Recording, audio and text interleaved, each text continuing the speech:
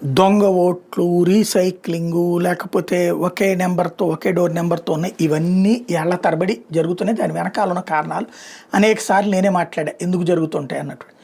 ఇప్పుడు ఇవాళ రాహుల్ గాంధీ మాట్లాడుతున్నాడు. క్రిందటిసారి అమిత్ షా ఈ వార్త వచ్చేటప్పటికి జనన మరణాల లెక్కలతో ఓటర్ల జాబితా సవరణ అంటూ కొత్త విధానం తెస్తామని హోంమంత్రి అమిత్ షా ఎప్పుడు ఇది చెప్పినటువంటిది వచ్చేటప్పటికి 23/5/2023, ఇది 25/2023లో చెప్పుకొచ్చాడు.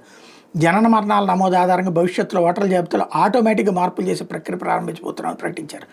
18 ఏళ్లు నిండిన వెంటనే నేరుగా ఎన్నికల సంఘం సందేశం పంపుతుంది, ఆన్లైన్లో దరఖాస్తు చేసుకోమని సూచిస్తుంది. ఆ వెంటనే పేర్లు ఓటర్ల జాబితాలో చేరిపోతాయి. ఎవరైనా చనిపోతే మరణాల జాబితా ద్వారా ఎన్నికల సంఘానికి సమాచారం వెళ్తుంది. దాని ఆధారంగా మరణించిన వ్యక్తి కుటుంబ సభ్యులకు నోటీసు పంపి వివరణ తీసుకుని 15 రోజుల్లో పేరును తొలగించాలని నిబంధనలు తీసుకొస్తున్నట్టు అప్పుడెప్పుడో చెప్పారు. అది ఆచరణలోకి వస్తే ఈ బోగస్ ఓట్లంతా పోతుంది. బట్ అప్పుడు ఆ మాట అన్నటువంటి అమిత్ షా మీదన రచ్చ రచ్చ చేసి వదిలిపెట్టారు వీళ్ళు.